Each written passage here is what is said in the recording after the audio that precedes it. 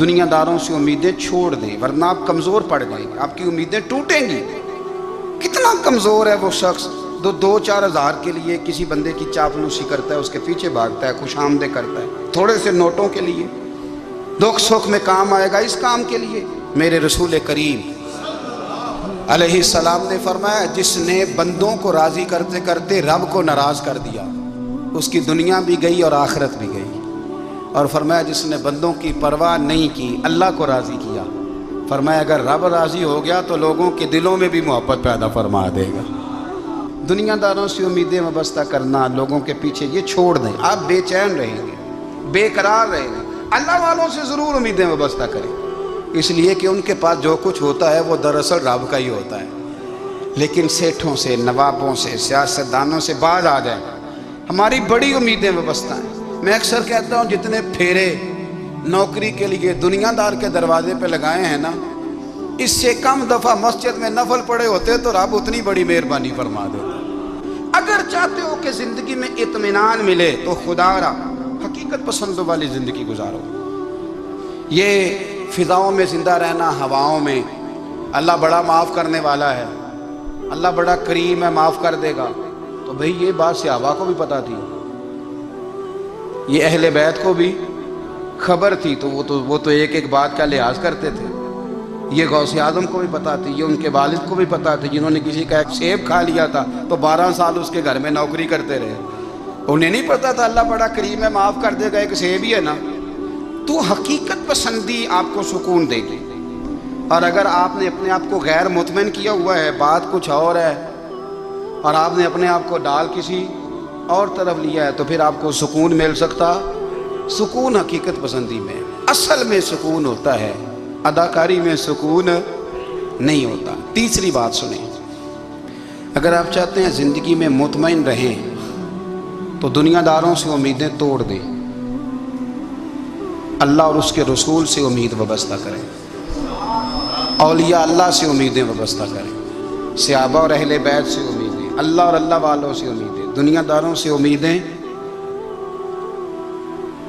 آپ کو پتہ ہے دنیا دار کی تباہی کب ہوتی ہے؟ جب انہیں خوش آمدی مل جاتا ہے۔ چودھری کا بیڑا اس وقت غرق ہوتا ہے جب اسے چودھری کہنے والے زیادہ ہو جاتے ہیں۔ سیٹھ صاحب اور نواب صاحب بیچارے تباہ تب ہوتے ہیں بھولے پن میں، جب ان کے دائیں بائیں ریلا ہوتا ہے سیٹھ صاحب کہنے کا، لوگ انہیں کھانا چاہتے ہیں، پیار ان کا نہیں ہوتا، ان کی جیب کا ہوتا ہے، محبت ان سے نہیں ہوتی، ان کی کرسی سے ہوتی ہے، ضروریات کا پیار ہوتا ہے، تباہ کر دیا جاتا ہے۔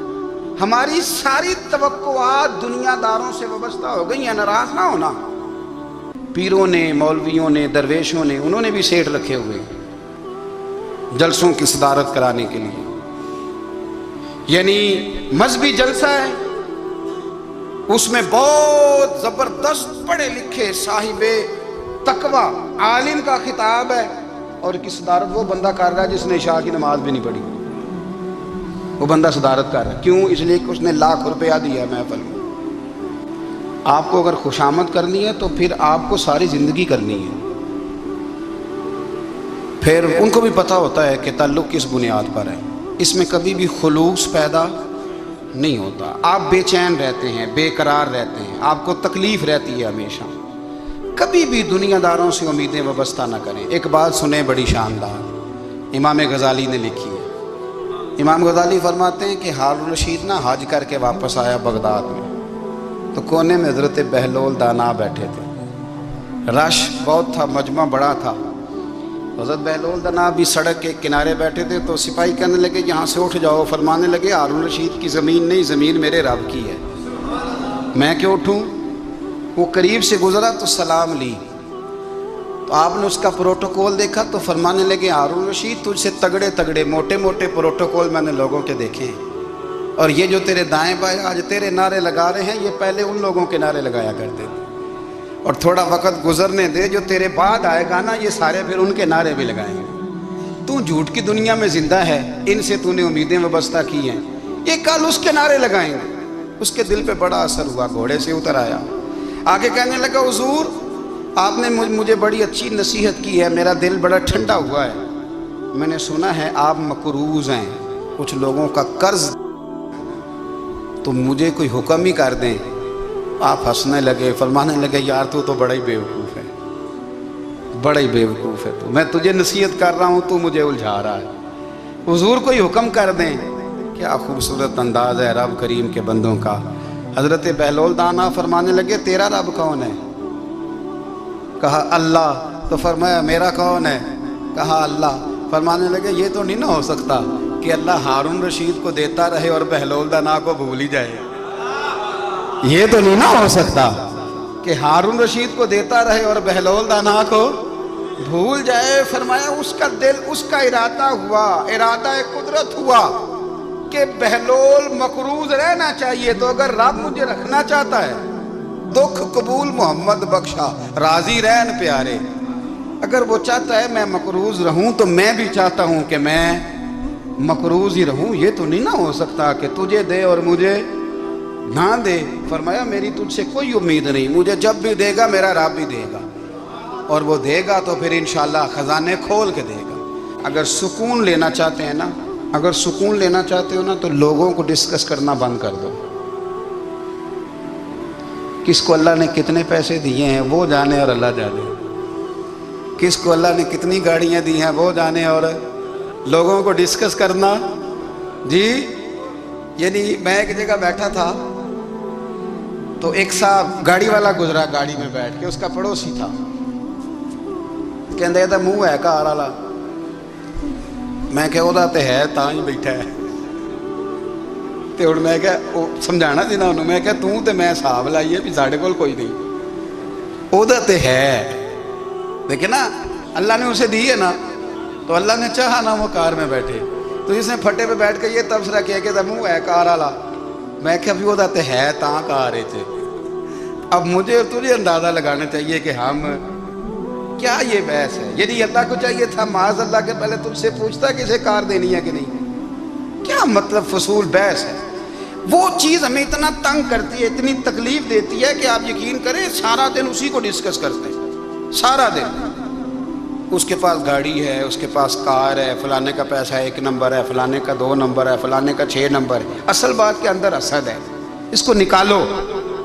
एक बात कहने लगा हूँ, इसे याद रखना। मेरे आला हज़रत रहमतुल्लाह अलैह फरमाया करते, हसद करने वाला बंदों पर एतराज़ नहीं करता, अल्लाह पर एतराज़ करता है। वो कहता है अल्लाह उसे क्यों दिया है, इतना क्यों दिया है, माज़अल्लाह। वो अल्लाह की तकसीम पर एतराज़ करता है। हसद करते हो बेचैन रहोगे। हसद आपके दिल को तड़पा के रख देगा, छोड़े। अल्लाह बड़ा करीम है, जिसको जहाँ चाहता है वहाँ बिठा देता है। आप कतन इस बहस में ना पड़े कि अल्लाह ने किसको कितना दिया है, कब दिया है, क्यों दिया है। वो बड़ा बेनियाज है। हसद आपको तबाह करेगा। दुनिया में पहला गुनाह जो हुआ था वो हसद था।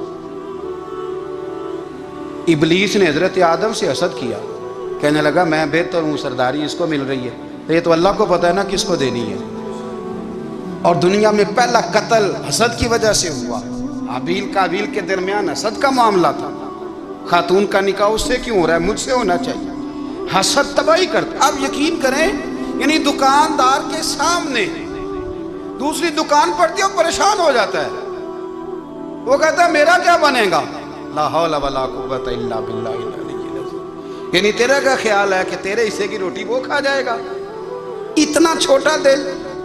यानी तेरा मौक़िफ़ ये है कि तेरे हिस्से का नसीब उस तक चला जाएगा, ये तेरी ख्वाहिश है। एक दूसरे की कमज़ोरियाँ बयान करना, उसका तो माल ही नाक़स है जी, उसके तो पास ही कुछ नहीं। ये तो कमज़ोर लोगों का तरीका है। मेरे रसूल करीम अलैहिस्सलातु सलाम गुजर रहे थे, पतझड़ का मौसम था, खिज़ां का मौसम था, दरख्तों के पत्ते झड़ रहे थे। सहाबा को साथ लेके हुजूर गुजरे और एक दरख्त की टहनी को पकड़ के हुजूर ने हिलाया।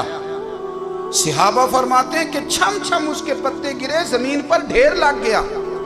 हुजूर ने फरमाया देखा तुमने क्या हुआ। हुजूर हाँ। फरमाया कितनी तेजी से पत्ते झड़े हैं, सिर्फ तना रह गया है और खाली टहनियां रह गई हैं, कोई हुस्न बचा है। हुजूर नहीं। तो नबी करीम फरमाने लगे जो हसद करता है ना, उसकी नेकियां भी इसी तरह झड़ जाती हैं, इसी तरह। और एक जगह हुजूर फरमाने लगे जिस तरह राख लकड़ी को आग खा जाती है, जिस तरह लकड़ी को आग جب آگ کھا جائے تو پھر لکڑی کو لکڑی نہیں کہا جاتا، راکھ کہا جاتا ہے، کوئلہ کہا جاتا ہے، اس کی اصل باقی یعنی اسے کھائی جاتی ہے۔ تو حضور علیہ الصلوۃ والسلام فرمانے لگے جس طرح آگ لکڑی کو کھا جاتی ہے، فرمایا اسی طرح حسد نیکیوں کو کھا جاتا ہے، نیکیاں رہتی نہیں۔ حسد کرنے والے کے پاس نیکیاں یعنی ان کی اصل شکل موجود، کبھی بھی حسد نہیں کریں۔ اللہ کی تقسیم ہے، جس کو چاہے جب چاہے جتنا چاہے عطا کرے۔ اور چوتھی بات میرے بھائی، کبھی بھی بغض نہ پیدا کریں۔ بغض والے لوگ بے سکون رہتے ہیں۔ بہت ساری کمزوریاں ہمارے اندر ہوتی ہیں نا، پھر اللہ ہماری روزی تو نہیں نہ بند فرماتا، یہ تو نہیں کہتا کہ زمین سے نکل جاؤ۔ اگر یہی والا معاملہ ہو جو ہمارا ہے کہ شادی پہ اس نے میرے ساتھ برا سلوک کیا تھا، اب ساری زندگی بغض رکھنا ہے، اگر یہی معاملہ فرشتے اللہ کی بارگاہ میں کہیں کہ یا اللہ اس نے فلانے دن شراب پی تھی، اب اس کو زمین میں نہیں رہنے دینا، نظام زندگی چلے گا؟ تو اگر اللہ ہمیں معاف کرتا ہے تو ہم بندوں کو معاف کیوں نہیں کرتے؟ آپ یقین کریں، اتنی لمبی عداوتیں، اتنا لمبا حسد، اتنا لمبا بغض، اتنا لمبا حدیث میں نے پڑھی، میں حیران رہ گیا۔ میرے نبی کریم علیہ الصلوۃ والسلام نے فرمایا اپنی بیوی سے کبھی بغض نہ رکھنا، اگر اس کی ایک بات ناپسند ہو تو اسے چھوڑ کے وہ بات دیکھو جو تمہیں پسند ہے۔ میں اس حدیث کو پڑھ کے سوچنے لگا کہ کیا بیوی کا بھی بغض رکھتے ہیں لوگ؟ اب حضور نے کہا ہے تو اس کا مطلب ہے لوگ بیوی کا بغض بھی رکھتے ہیں۔ اب اس پر استدلال کر کے مجھے کہنا پڑے گا کہ سسرال والوں کا بغض بھی رکھتے ہیں، کہنا پڑے گا کہ بھائی کے سسرال والوں سے بھی بغض رکھتے۔ اس حدیث کی روشنی میں سمجھا کہ لوگ بھابھی کا بغض بھی رکھتے ہیں، بغض، ورنہ عادتیں تو ہماری بھی کئی بری ہوتی ہیں۔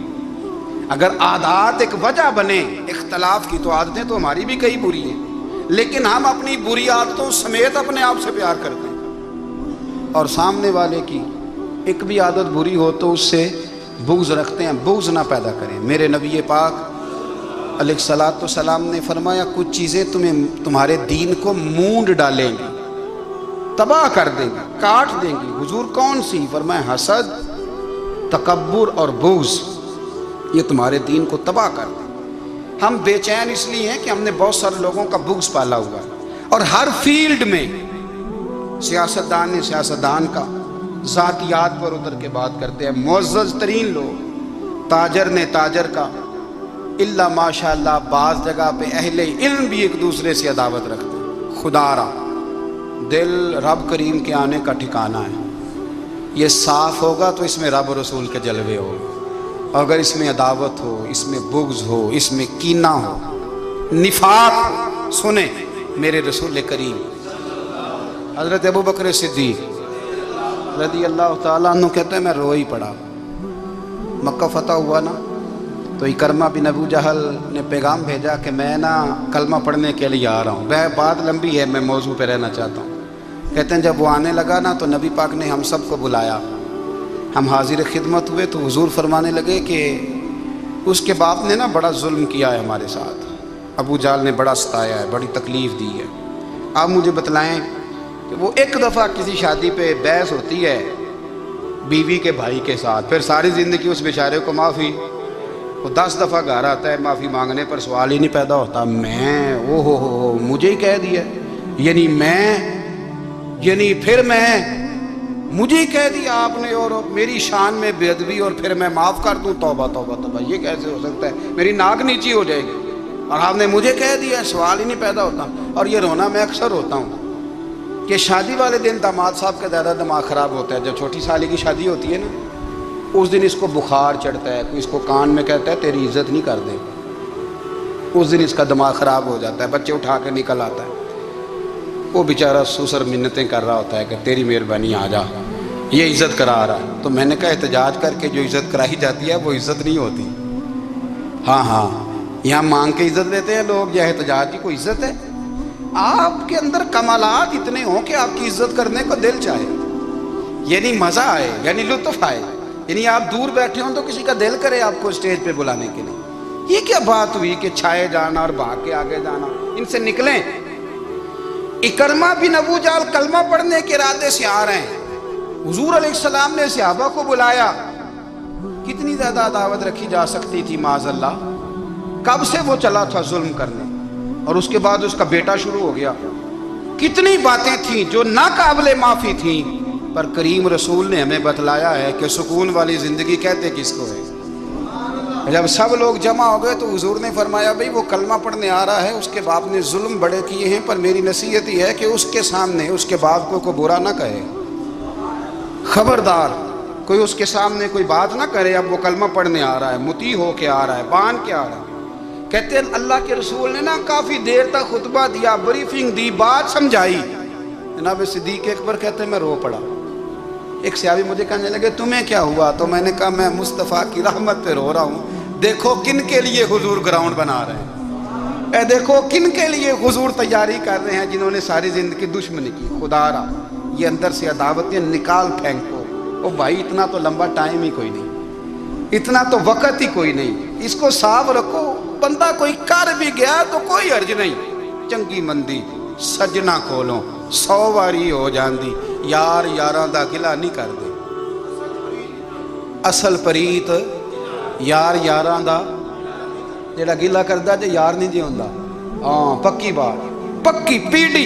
मेरा एक संगी मुझे आके आने लगा फलानी जगह बंदा ये बात कर रहा था। मैं क्या तू उथे ही से सोंदा से, तुम ही नाल ही से। मेरा तो सज्जन बात सुन ही नहीं सकता। चंगी मंदी सजना कोलों 100 वारी हो जाती, यार यारां दा गिला नहीं करदे। असल परीत जिन्हां दी। हाँ जो बंदे फिर होते इस तरह के, उनके लिए भी मियाँ साहब ने कहा है, उनके लिए भी मियाँ साहब ने कहा है, उनके लिए भी आपने बात इरशाद फरमाई है। आपने फरमाया चंगा होया लड़ नेड़ियों छुट्टा, किते उमर नहीं लंघी सारी। बेकदरां दी यारी कोलों तौबा लख लख वारी। और चंगा होया लड़ नेड़ियों छुट्टा, किते उमर नहीं लंघी सारी। जो इस तरह का था ना, शिकवे करने वाला, बुग़्ज़ रखने वाला। फरमाया बेकदरां दी यारी कोलों तौबा, यानी लख ते लख किन्ने हो गए, यानी 2 लाख वारी तौबा की थी उन्होंने, गिनी नहीं जा सकती जितनी मियाँ साहब ने तौबा कर दी। बेकदरे दोस्त, बेकदरां दी यारी कोलों तौबा लख लख वारी। चंगा होया लड़ नेड़ियों छुट्टा, किते उम्र नहीं लंघी सारी। तो मेहरबानी करें, एक तो अगर आप मुतमईन रहना चाहते हैं तो कभी कभी ना मस्त हो के ज़िक्र इलाही करें। मस्त हो, वो वाला जिक्र नहीं जिसमें आप मोबाइल में देख रहे हैं और कहानियाँ भी। मेरे सामने को बंदा जुमे वाले दिन या तकरीर के दरमियान तस्बीह लेके बैठ जाए तो मैं उससे पूछता हूँ तू 2 काम एक टाइम जी किमें पे करना है। मेरी भी बात सुन रहे हो, तस्बीह पढ़ी तो मुमकिन ही नहीं। तस्बीह तो तस्बीह है, जब वो होगी तो फिर कोई और काम सवाल ही नहीं पैदा हो। एक तो जिक्र करें महव हो, दूसरी बात हकीकत का सामना करें। आप अगर मुतमईन रहना चाहते हैं तो हकीकत पसंद बने। तीसरी बात हसद छोड़ दें, दूसरों को डिस्कस करना छोड़ दें। आप ये देखें कि अल्लाह ने मुझे क्या कुछ दिया, उस पर राज़ी रहें। अदावत छोड़ दें, सीने में कीना छोड़ दें। आपकी ज़िंदगी मुतमईन हो जाएगी, आप खुशहाल रहेंगे। वो जो आप लफ्ज़ कहते हैं ना कि मैं बोर हूँ, मैं परेशान हूँ, उससे आप निकल आएंगे। ज़िंदगी में अगर इत्मीनान चाहते हो तो कभी कभी सब कुछ भूल के ना तो मस्त हो जाया करो रब की याद में। कभी कभी छोड़ दें दुनिया, छोड़े यार मोबाइल, किसी वक्त करें इसको बंद। छोड़े इस बात का ख्याल कि फलाने ने लूट की है कि नहीं की, छोड़े। हज़रत बायज़ीद बुस्तामी रहमतुल्लाह ताला अलैह फरमाते मैंने इतिकाफ कभी अपनी मस्जिद में नहीं किया, इसलिए कि सारे ही हाथ चूमने वाले, सारे ही प्यार करने वाले। फरमाते मैं जब एतिकाफ करता था तो मैं बस्तान से दूर निकल जाता था जहाँ कोई मुझे जानने वाला ना हो। कि खुदारा अपने आप को बेचैन ना करो, बेकरार ना करो, बेसुकून ना करो। रब की याद में आ जाओ, दुरूद व सलाम में आ जाओ, नात के हुस्न में आओ, तिलावत की दुनिया में आओ, सजदों के नूर में आओ। आओ कभी खोल के दिल मस्जिद की सफाइयाँ करें।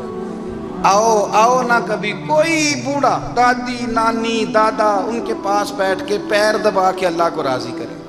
ये कैफ वाली जगह हैं, ये सुरूर वाली जगह। इतनी बेचैन हमारी ज़िंदगी है, बेकरार है, तड़पते हुए लोग, लड़ते हुए लोग, ऐसे लगता है अभी एक दूसरे का गिरेबान थाम लेंगे। बेकरार बेचैन, کسی کو انتظار کا کہا جائے نا کہ 10-20 منٹ کسی کا انتظار کرو، تو بعض لوگ مجھے ایسے لگتا ہے جیسے ان کا کلیجہ پھٹ جائے گا، ڈاکٹر کے انتظار میں بیٹھے ہیں تو بڑے پریشان ہیں۔ کسی کو ملنے گئے ہیں کو آدھا گھنٹہ بیٹھنا پڑ گیا تو بڑی دقت میں ہیں۔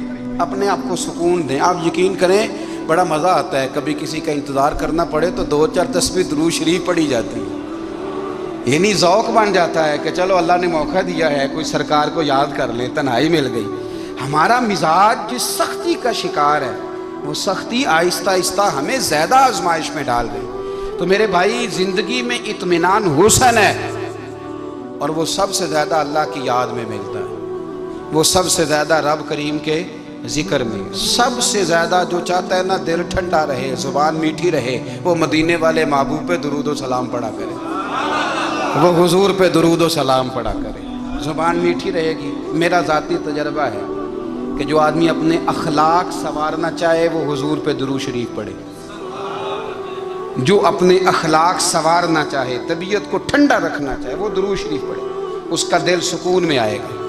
کچھ کام اور ہیں زندگی میں اطمینان کے لیے، ان کا ہونا بھی بڑا ضروری ہے۔ سب سے پہلے اگر آپ چاہتے ہیں نا زندگی میں سکون ہو تو حقیقتوں کا سامنا کرنا سیکھیں۔ آپ جو ہیں وہ رہنا سیکھیں، جو آپ نہیں ہیں وہ بننے کی کوشش نہ کریں۔ حقیقت کا سامنا کرو گے تو زندگی اطمینان میں آ جائے۔ ہم نے نا بہانے بنا لیے ہیں، ہیلے بنا لیے، جھوٹ کے سہارے اپنے آپ کو اونچا کر لیا۔ ایک آدمی سے کہا جاتا ہے تو رشوت نہ لے، تو کہتا ہے میں غریبوں سے نہیں لیتا۔ تو میرا سوال یہ ہے کہ امیروں کا حساب لینے کی اللہ نے تیری ڈیوٹی لگائی ہے، تیرے ذمہ لگایا ہے کہ تو امیروں کا حساب کر، تمہیں کیا ضرورت پڑی ہے؟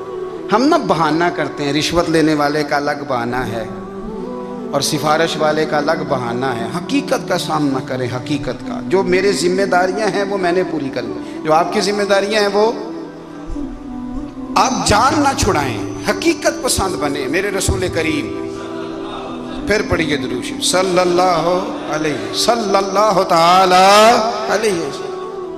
حضور صلی اللہ علیہ وسلم نے فرمایا کہ میری بیٹی سیدہ فاطمہ الزہرا رضی اللہ تعالی عنہا صرف جنتی نہیں، جنتی عورتوں کی سردار ہے۔ لیکن حضور نے یہ بھی فرمایا کہ فاطمہ یہ خیال رکھنا اگر اللہ نے حساب پوچھا تو حساب تم نے خود دینا ہے۔ حقیقت کی طرف توجہ کرائی حضور نے، وہ صرف جنتی نہیں، جنتی عورتوں کی سردار ہیں، پر حقیقت کی جانب توجہ۔ میں حقیقت یہ ہے کہ اگر مالک نے حساب پوچھا تو اس کی تیاری بھی کرنی ہے۔ دیکھیں نا، ہمیں کچھ یقین نہیں، اللہ معاف کرے کہ ہمارا حساب کیسا ہوگا، لیکن کتنے آزاد ہیں۔ یعنی بڑی دلیری سے بندے کہتے ہیں فجر نہیں پڑھتا جی، 3 پڑھتا ہوں جی، شاہ رہ جاتی ہے جی، کپڑے صاف، بڑی دلیری سے۔ اور سیدہ فاطمہ الزہرا نے ساری رات مصلی آباد رکھا ہے، حالانکہ انہیں یقین تھا کہ رب مجھے بغیر حساب کتاب جنت دے گا۔ حقیقت کا سامنا کریں، جو حقوق آپ کے ہیں وہ آپ نے ادا کرنے ہیں، جو ذمہ داریاں ہیں وہ ذمہ داریاں ہیں۔ دیکھیں نا، حضرت موسیٰ کلیم اللہ علیہ السلام کے پاس اسرائیل روح نکالنے آئے تو حضرت موسیٰ نے تھپڑ مارا، آنکھ نکال دی، واپس گئے۔ اللہ انہوں نے تو جلال فرمایا ہے، کہا موسیٰ علیہ السلام سے کہیے بیل کی پشت پر ہاتھ رکھیں، جتنے بال ان کے دستے مبارک کے نیچے آئیں گے اتنے 1000 سال ان کی عمر بڑھا دی جائے گی۔ یعنی میرے کان میں کوئی بتا دے کہ جناب 60 سال بڑھ گئی، کیا آپ کے کان میں کوئی کہہ دے تو خوشی ہوتی ہے کہ نہیں؟ لیکن یہ حقیقت پسندی نہیں، اس لیے کہ 60 بھی گزر جائیں گے، 70 بھی، یہ حقیقت نہیں۔ حضرت موسیٰ کلیم، چلے میں مثال دیتا ہوں، سمجھ لے 10 بال، حالانکہ بہت زیادہ آتے ہوں گے، 10 بال اگر حضرت موسیٰ کے ہاتھ کے نیچے آئے تو 10,000 سال تو عمر بڑھ گئی نا۔ 10 یعنی 10 سال نہیں، 10 100 نہیں، 10 بہت زیادہ تھی نا۔ تو حضرت موسیٰ کلیم اللہ علیہ السلام سے آ کے عرض کیا گیا، حضور بیل کی پشت پر ہاتھ رکھیں، جتنے آپ کے ہاتھ کے نیچے بال آئیں گے اتنے 1000 سال عمر بڑھ جائے گی۔ تو حضرت موسیٰ نے حقیقت پسندی والی بات کی، فرمایا پھر کیا ہوگا؟ 10,000 سال کے بعد پھر کیا ہوگا؟ کہا حضور جانا تو پھر بھی ہے، فرمایا پھر ابھی چلتے ہیں۔ اگر جانا ہے نا، جانا ہے تو پھر، اگر جانا ہے تو پھر ابھی اور سجنوں اگر نماز پڑھنی ہے تو ابھی کیوں نہیں؟ اگر داڑھی رکھنی ہے تو پھر رمضان کا انتظار کیوں کریں؟ ابھی کیوں نہیں؟ اگر سچ بولنا ہے تو پھر، اگر رزق حلال کھانا ہے تو پھر انتظار کا ہے گا؟ حقیقت ہوتی ہے، بہانہ ہوتا ہے، حقیقت چھپ نہیں سکتی بناوٹ کے اصولوں سے، کیونکہ خوشبو آ نہیں سکتی کبھی کاغذ کے پھولوں سے۔ یہ بات یاد رکھیں۔ اگر جانا ہے تو حضرت کلیم فرمانے لگے پھر 10,000 سال کے بعد بھی جانا ہے تو آج بھی ہمیں بے قراری زندگی میں اس لیے کہ ہم حقیقت پسند نہیں، ہم بہانوں میں، ہم ہواؤں میں جیتے ہیں، ہواؤں میں، خیالات میں زندگی گزارتے ہیں۔ بڑا ٹائم پڑا ہے، مثلاً کتنا میرے رسول کریم صلی اللہ تعالیٰ علیہ وآلہ وسلم نے ایک دن صحابہ سے فرمایا تمہیں حیا نہیں آتی؟ حضور کیا ہوا؟ فرمایا وہ والے مکان بناتے ہو جن میں تم رہ نہیں سکتے، وہ والا مال جمع کرتے ہو جو کھا نہیں سکتے، حیا نہیں آتی؟ عرض کی حضور حکم کریں تو محبوب فرمانے لگے جوتے کا ایک تسمہ بند کرتا ہوں تو سوچتا ہوں دوسرا بند کرنے سے پہلے موت آ جائے گی، ایک سانس اندر جاتی ہے تو دوسرا آنے سے پہلے میں یاد کرتا ہوں کہ مجھے دنیا سے جانا ہے۔ تمہیں حیا نہیں آتی؟ وہ مکان بناتے ہو جن میں رہ ہی نہیں سکتے، وہ مال جمع کرتے ہو جو کھا، حقیقت پسند نہیں بھائی۔ ہم بہت سارے لوگ ہیں بڑی باتیں سناتے ہیں، بڑی، میں کہتا ہوں اصل میں نا زیادہ باتیں سنا کے نا بیچارہ اپنے آپ کو مطمئن کرنا چاہتا ہے، اصل بات یہ ہے کہ اندر سے نا ہلا ہوا ہے، کچھ بھی نہیں، بڑا زیادہ ہنستا ہے اور مجھے لگتا ہے کہ کوئی گہرا زخم چھپا رہا ہے۔ اس لیے ملمہ سازی، حقیقت پسند بنو، حقیقت پسند۔ یاد رکھنا من ترک صلاۃ متعمدا فقد کفر، میرے رسول نے حقیقت بیان کی، فرمایا جس نے ایک نماز بھی جان بوجھ کے چھوڑی اس نے رب کے رب ہونے کا انکار کیا، اس نے کفران نعمت کیا۔ یہ حقیقت ہے، کوئی کلیریفیکیشن نہیں، کوئی وضاحت نہیں۔ جو نماز نہیں پڑھتا، جھوٹ بولتا ہے، غلط بیانی کرتا ہے، جو شخص رزق حرام کما کے کہتا ہے کہ اس کے بغیر گزارا نہیں چلتا، وہ جھوٹ بولتا ہے۔ اس لیے کہ رب فرماتا ہے جب تجھے پیدا کیا تو تیرا رزق میرے ذمہ ہے۔ اللہ فرماتا ہے کہ لا یکلف اللہ نفسا الا وسعها، میں کسی پر وہ بوجھ نہیں ڈالتا جو اٹھا نہ سکے۔ نماز فرض کی ہے اس کا مطلب ہے ہم پڑھنے کے قابل ہیں، اس نے ہمارے ذمہ داریاں لگائی ہیں تو مطلب یہ ہے کہ ہم ذمہ داریاں ادا کرنے کے قابل ہیں، ورنہ وہ کہتا ہے میں وہ بوجھ ڈالتا ہی نہیں جو تجھ سے اٹھایا نہ جائے۔ اللہ ہمیں محبوب کی غلامی میں زندہ رکھے، غلامی میں موت۔